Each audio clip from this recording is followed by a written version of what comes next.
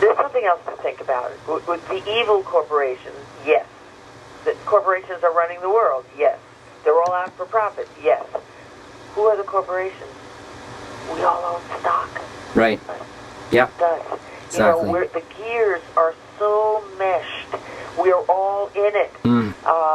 And, you can be an idealist up the kazoo, but if you're not in the stock market over the long haul, you can't keep up with inflation, blah, blah, So we want stocks to go up. I mean, we want our own survival. There's nothing wrong with that, but it's just that we're all complicit in this, and it's really kind of not our fault. It's the way the system works, which is why the system itself, not just how do we fix this problem, how do we fix that, it's fingers in the dike until we change the fundamental belief system where the corporations function the way they do. We've got to find other ways to find satisfaction and to have value in our lives. Yes. But right now, we're all part of that system. It's a radical system overhaul that we need to make. Yeah. Not some war on the corporations. Right. They are the culprit. It's us. Yep. Now we're warring on ourselves. We've got to really dig under and get to the foundation of where all of this is coming from, and redo that, explore that. And the circles, of course, are the, a means to engage us in that inquiry and that exploration. Yeah, it's all beginning now. This is why I call this the new Renaissance. And that's... Yeah, that's a good word for what hopefully is what's going on. Hopefully it's not, the end of the world. Because it is the tussle. Will we go further down and really destroy ourselves? Or at this challenging juncture, will we go over the threshold into a new perspective? Right. We really are at the cusp here. That's exactly. You stole the words from my mouth. Everything, I understand. Yeah. Exactly. And, that's where this whole crop circle mystery kind of ties in, because it makes us ask ourselves, who are we, and what is the nature of our existence? We're not alone, obviously.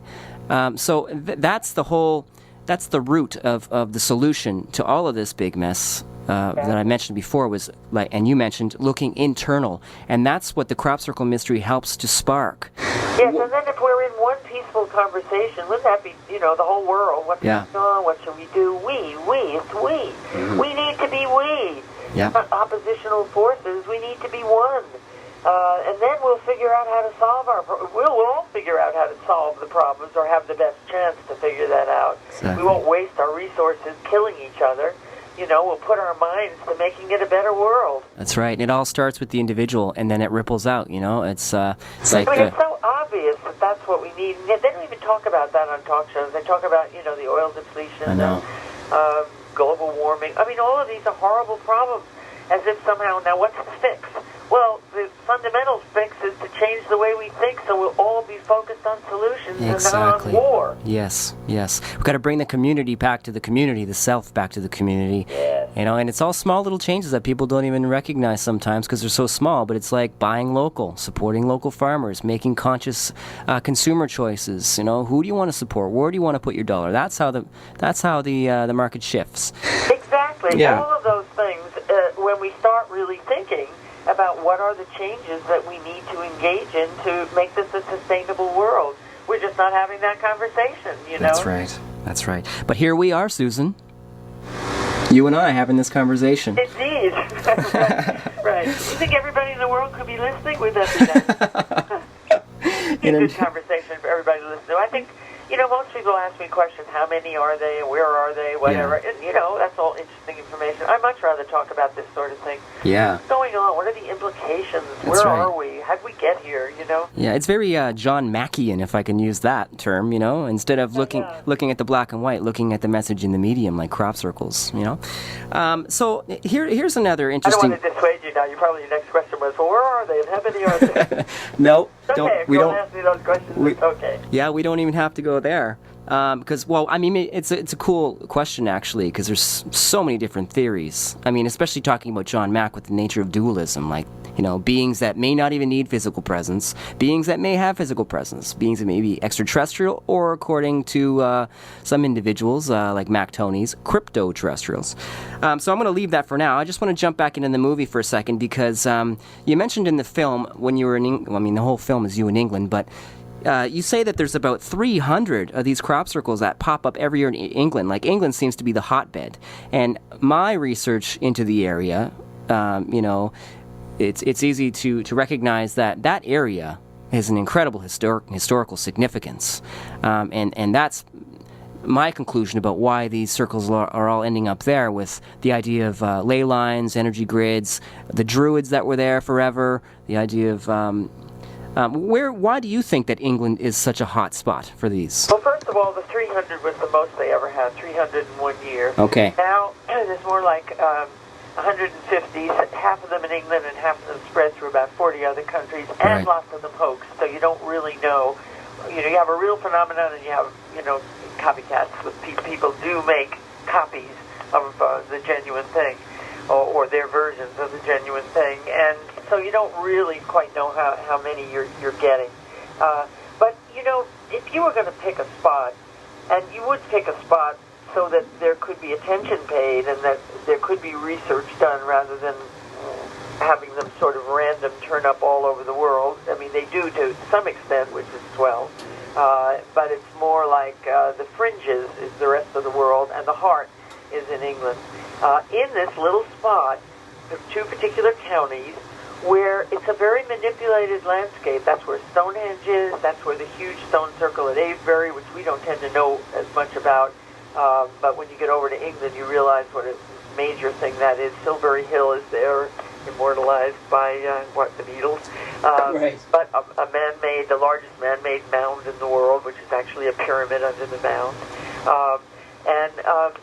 If you were going to pick a spot that had a kind of a sense of history, of ancientness, when we were one, when we did sacred ceremony, when we treated the earth as a sacred thing, this would be the perfect spot to pick, because you can hardly turn around in this area without stumbling over something ancient, some burial mound or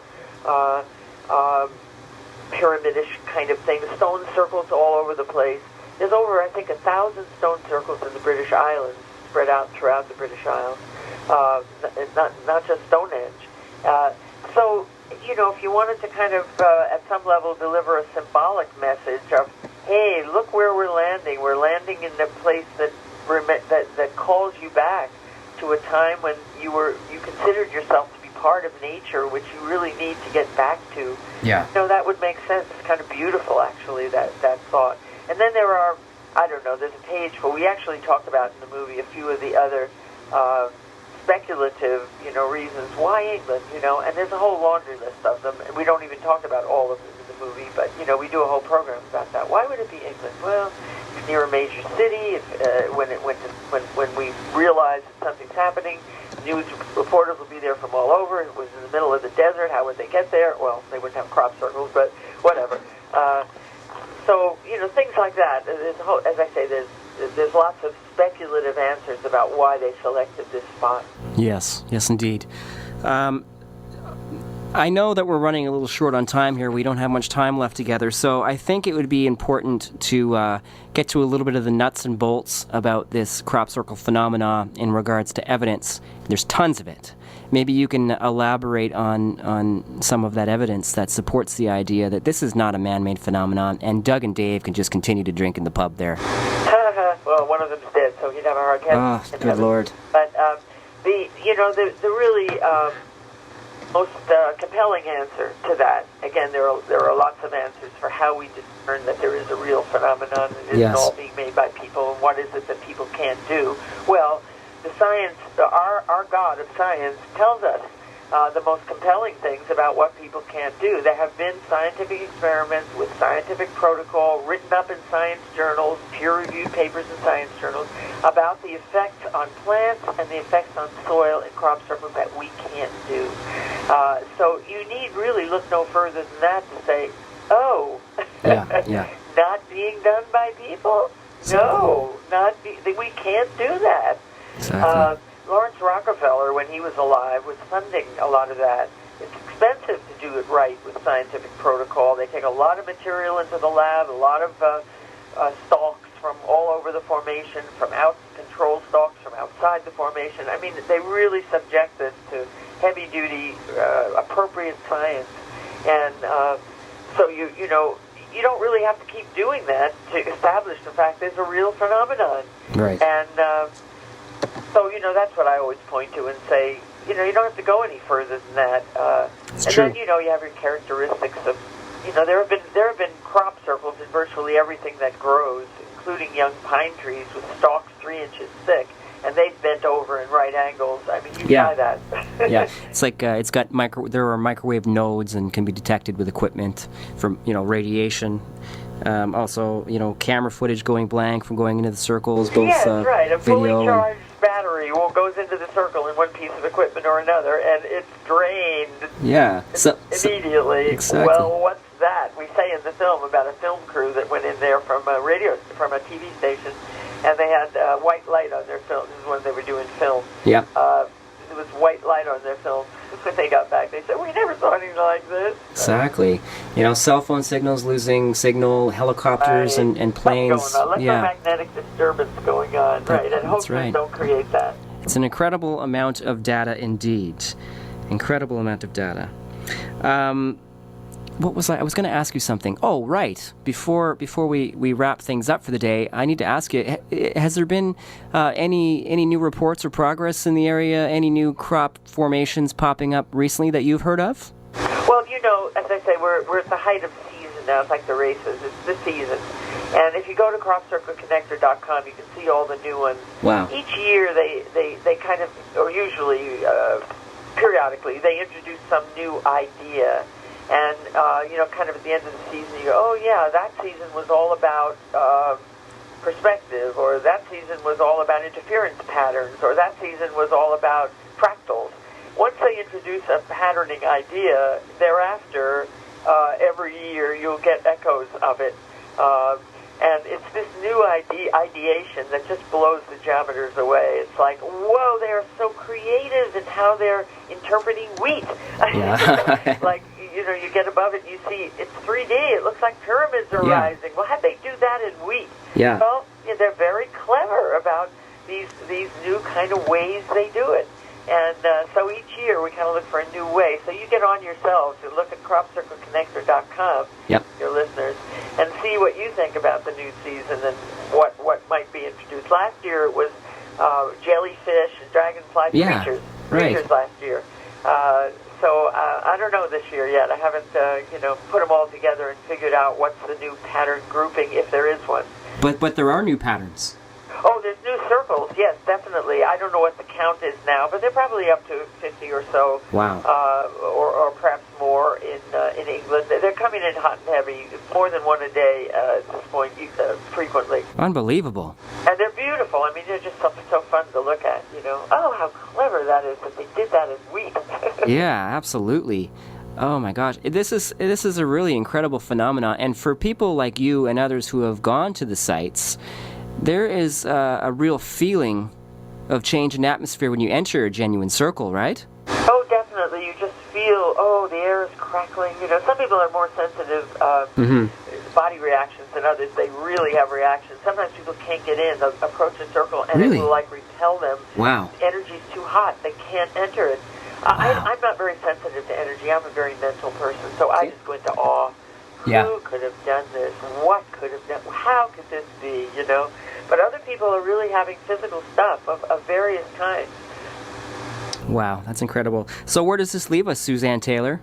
Oh, it leaves us with the necessity to open our minds, to be curious, to let new ideas in, to not, put up, a blind eye and say, oh, I won't pay attention to that. As we say in the film, it's so world-changing that it's easier to not pay attention. For as bad as the world may be, it's our world, and it's scary to think about uprooting the fundamentals. Particularly, the power structure doesn't like that at all. But everybody, we kind of cling to what we know. And this is so potentially disruptive to what we know, changeful Yeah. to what we know. And so, the admonition is, hey, be curious, pay attention, open your minds. Good. That's what needs to happen. That's all that needs to happen.